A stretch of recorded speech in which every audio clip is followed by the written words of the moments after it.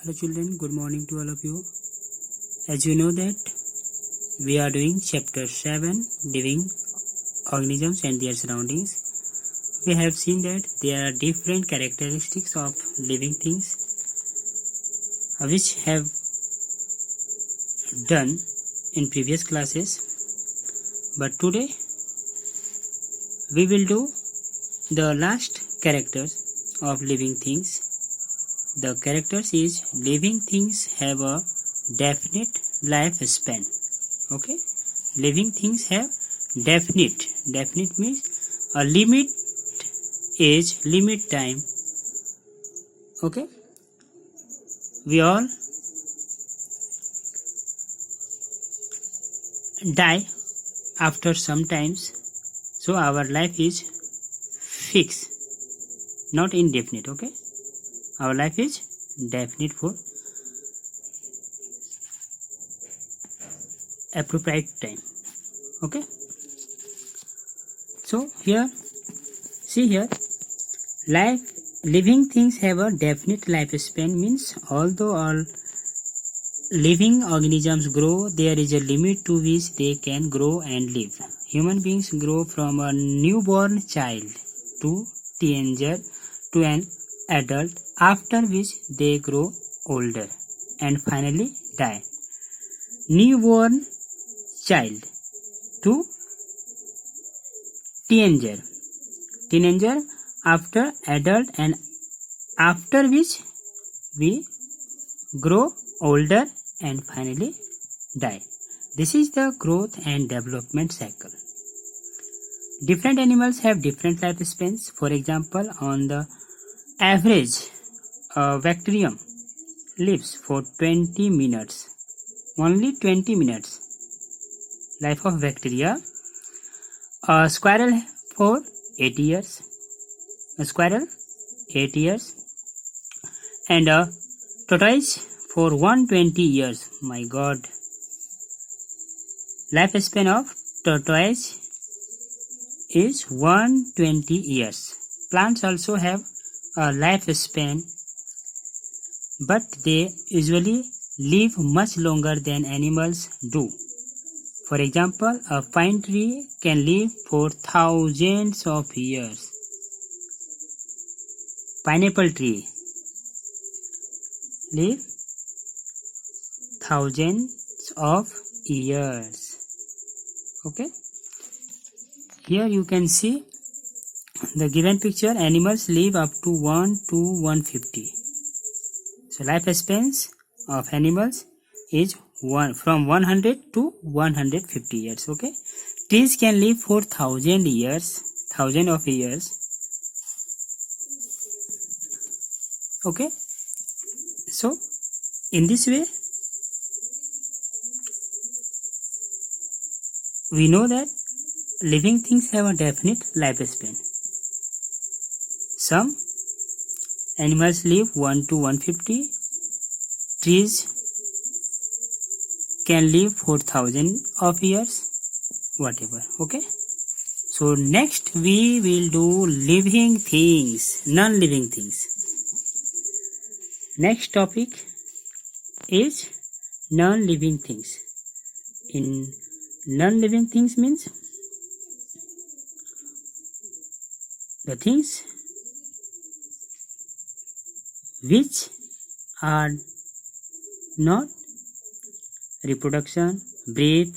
Okay. Example: wood, plastic, rubber, air, water, etc. Okay.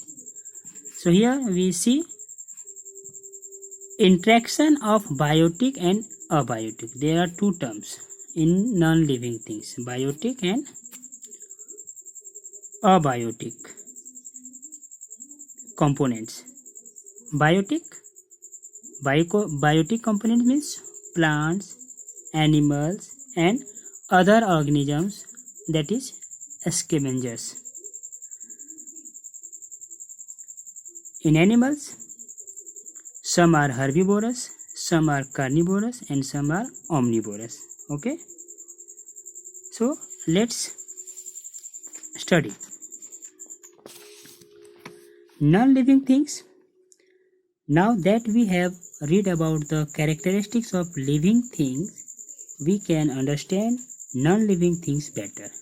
Non-living things have only few or none of the characteristics shown by the living things. A piece of chalk, wood, stone, a box, etc. are non-living things. Have you noticed that?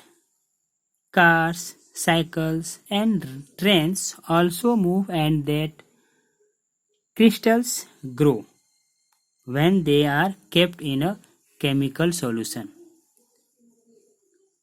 Have you seen? Of course, when we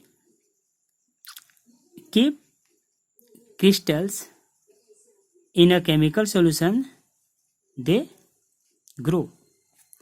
Although these things move or grow, they are still considered to be non-living things. Because a living thing should show all or most of characteristics mentioned and not just one or two of them. In living things, we know that they are grow, they produce new organisms, but here most of the characteristics of non-living things, not just one or two of them, they show one or two, but not at all, okay, as living things. Next, interaction of biotic and abiotic. Biotic component means living things such as plants, animals, and other organisms are called biotic, whereas abiotic means non-living things such as air, water, temperature, soil, and light. Okay, so environment is made up of two important parts, biotic and abiotic. The abiotic components play an extremely important role in the growth, development, and survival of biotic components. Abiotic play an extremely important role in the growth of biotic components on Earth. Let us study why their interaction. Interaction means attract each other. Okay. Biotic components like plants, animals, scavengers. Scavengers means animals that eat dead body. Okay. And decomposers are all biotic components of the environment. Plants. First biotic component is plants. Plants provides us oxygen and food, both, which are absolutely necessary for the survival of animals. Green plants make their own food by the process of photosynthesis using biotic things such as water, sunlight, and carbon dioxide. Here we see plant is biotic, but plants depend on abiotic components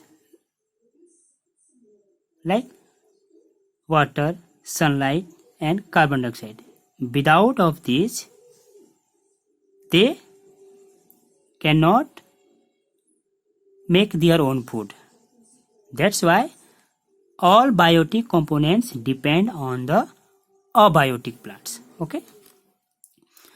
During this process, sunlight and they release a lot of oxygen into the atmosphere, which is essential for the animals to breathe. Okay.